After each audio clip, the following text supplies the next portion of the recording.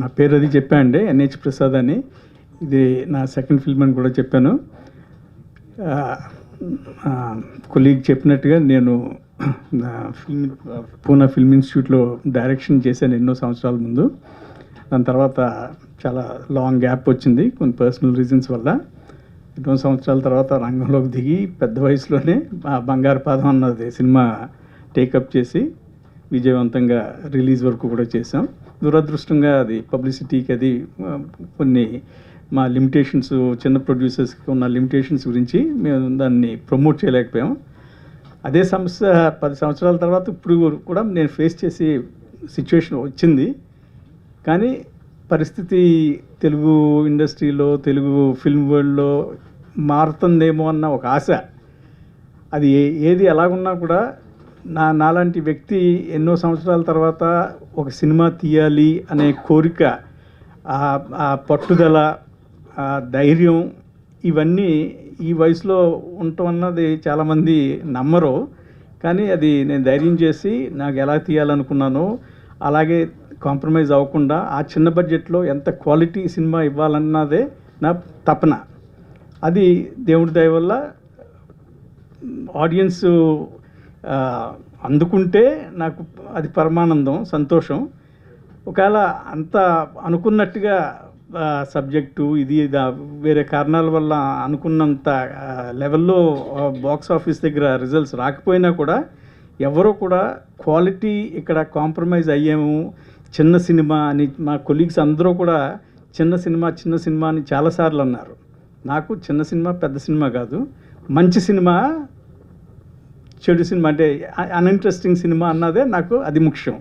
నేను ధైర్యంగా చెప్పగలను, ఇది తెలుగు సినిమాల్లోనే కాదు చాలా భాషల్లో పోల్చినా కూడా మంచి సినిమాల్లో ఒకటి నేను ఖచ్చితంగా తీశాను, సాధించాను అన్న ఆ కాన్ఫిడెన్స్ నాకైతే ఉంది. అదే నా స్ట్రెంగ్త్. అది ఇంకోటి ఏంటంటే అండి, ఇక్కడ సబ్జెక్టు థీము కొంచెం అడల్ట్ సబ్జెక్ట్ తీసుకున్నాను. ఆ సబ్జెక్ట్ గురించి ఇప్పుడు మీరు ట్రైలర్ అప్పుడు కూడా కొలీగ్ చెప్పినట్టు కొంచెం హాస్యంగా, కొంచెం ఏదో ఇదిగా నవ్వుతాలు అది వినిపించింది నాకు. అది తప్పు పట్టను, ఎందుకంటే కొంచెం చూశారు మీ ఆ టైటిల్ని బట్టి ఏదో మీ ఊహాజ్ఞానంలో ఏదో అనుకుంటున్నారు. అది నేను థియేటర్లో ఇవ్వకపోతే మీరు డిసప్పాయింట్ అవుతారు. కానీ నా ఉద్దేశంలో ఆ విషయంలో వరకు అయితే మీరు డిసప్పాయింట్ అవ్వచ్చు, ఎందుకంటే అది నా ఉద్దేశం కాదు. నా ఉద్దేశం వేరేది. చాలా సీరియస్గా, సిన్సియర్గా ఒక సమాజంలో ఒక సమస్య అది ఏంటంటే సెక్షువాలిటీ గురించి, మన సొసైటీలో sexuality, sexual desires, sexual suppression, sexual unfulfilment, ఈ థీమ్స్ని హ్యాండిల్ చేయడానికి నేను నిర్ణయించాను. సో అందుకని ఆ సబ్జెక్ట్ అలాంటిది కాబట్టి సెన్సార్ వాళ్ళు ఏ సర్టిఫికేట్ ఇచ్చారు, వాళ్ళు తప్పు చేశారు అన్ను. కానీ వాళ్ళకున్న రిస్ట్రిక్షన్స్ చాలా ఇబ్బందికరమైన కొన్ని డైరెక్టర్లకి విషన్కి వ్యతిరేకంగా కూడా పనిచేస్తాయి.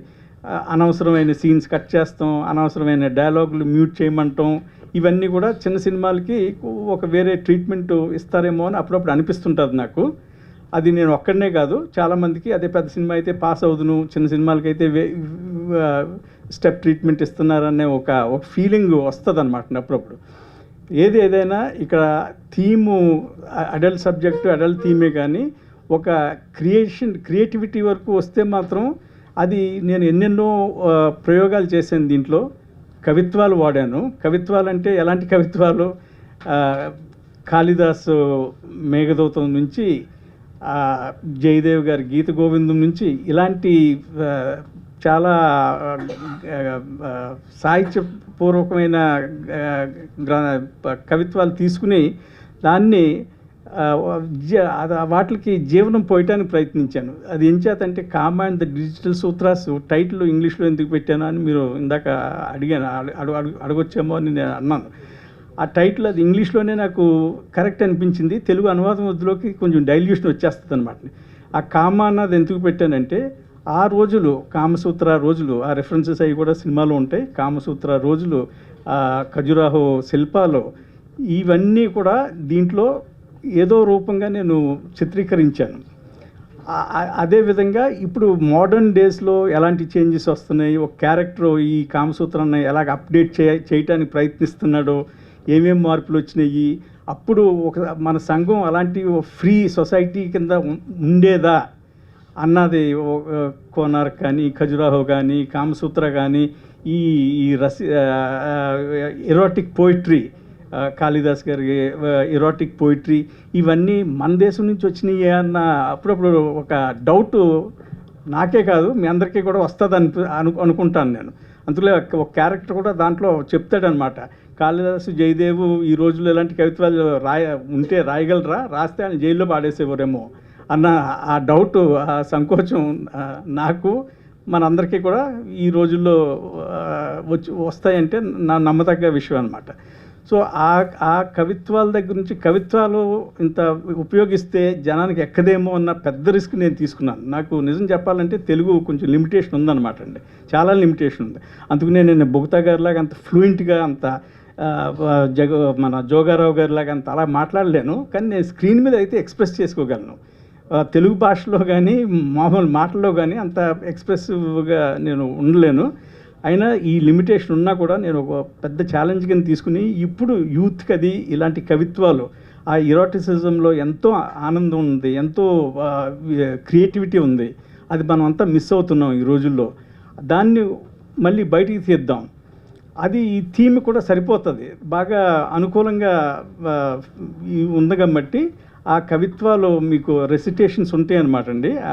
చాలా ప్రకృతిలో తీసిన దృశ్యాలు చాలామందికి చాలా అందంగా కనిపిస్తున్నాయి అంటారు తెర మీద అది. సో ఇవన్నీ ప్రయోగాలు అవి ఇంకా ఎన్నెన్నో ఇప్పుడు షార్ట్ టేకింగ్ కూడా నేను ఒక ఫిల్మ్ ఇన్స్టిట్యూటు, అలాగే మా టీమ్మేట్స్ కూడా ఇప్పుడు మా డిఓపి గారు ఆయన ఫార్మల్గా చదివిన, అంటే ఫార్మల్గా చదివి చేస్తే అది గొప్ప అని నేను చెప్పను, కానీ ఏంటంటే ఒక ఫిల్మ్ చదివిన తర్వాత బెస్ట్ ఆఫ్ సినిమా, ప్రపంచం సినిమాలన్నీ చూసిన తర్వాత కొన్ని మనకి కొన్ని ఇన్ఫ్లుయెన్సెస్ ఇండైరెక్ట్గా ఉంటాయి అన్నమాట అండి. అది ఈ సీన్ అయితే ఎలాగ చేయొచ్చు, క్రియేటివ్గా ఎలాగ అవుట్పుట్ తీసుకురావచ్చు అన్నది. అలాగే ఒక almost 7.5 minute single shot 360 degree ప్యాన్తో అది చేసాం. అది చాలామందికి బాగా నచ్చింది అంటున్నారు, కొంతమందికి నచ్చకపోవచ్చు, కానీ అటెంప్ట్స్ అయితే ఉన్నాయన్నమాట. అంటే క్రియేటివ్గా ప్రతి సీను, ప్రతి షాట్, ప్రతి క్యారెక్టర్ని కూడా ఎంత క్రియేటివ్గా మనం చూపించాలి, ప్రతిదీ కూడా షార్ట్ కట్స్ తీసుకోకూడదు. జనానికి ఈ రోజులో ఎలా నచ్చుతుంది, టక్ టక్ టక్ మన కటింగు, ఇది ఫాస్ట్ కటింగు, ఇది యాక్షను, అలాంటివి ఏమి ఉండవు దీంట్లో. చూపించేదల్లా చాలా పోయిటిక్గా, చాలా ఆ సబ్జెక్ట్కి తగ్గ షాక్ ఎలిమెంట్స్ ఉన్నాయి, ఆ స్టోరీకి తగ్గట్టుగా షాక్ ఎలిమెంట్స్ ఉన్నాయి, కానీ ఎక్కడా కూడా ఎక్స్ప్లాయిటేటివ్గా మాత్రం నేను ఒక సీన్ కానీ ఒక షాట్ కానీ ఆడియన్స్ పాయింట్ ఆఫ్ వ్యూలో వాళ్ళకి నచ్చుతుంది, ఇలా ఎక్స్ప్లాయిట్ చేస్తే బాగుంటుంది ఆ క్యారెక్టర్ని కానీ ఆ డ్రామాని కానీ అన్నది ఆ ఉద్దేశం నా మైండ్లోకి ఎప్పుడు రాలేదు కూడా. ఈ సినిమాలో ఎక్కడైతే అది అప్రోప్రియేట్ అనిపించిందో అంతవరకే నేను వెళ్ళి ధైర్యంగా దాన్ని ఎంత క్రియేటివ్గా చేయాలన్నది చాలా ఛాలెంజింగ్గా, లైటింగ్ ఇవన్నీ చాలా ఉన్న రిసోర్సెస్లో డిఓపి గారు చాలా మంచి రిజల్ట్స్ ఇచ్చారు. మాకున్నది ఒక కెమెరా, 2-3 లైట్లు అంతే, ఇంక దాన్ని తప్పించి మనుషులు లేరు, ఏమీ లేరు.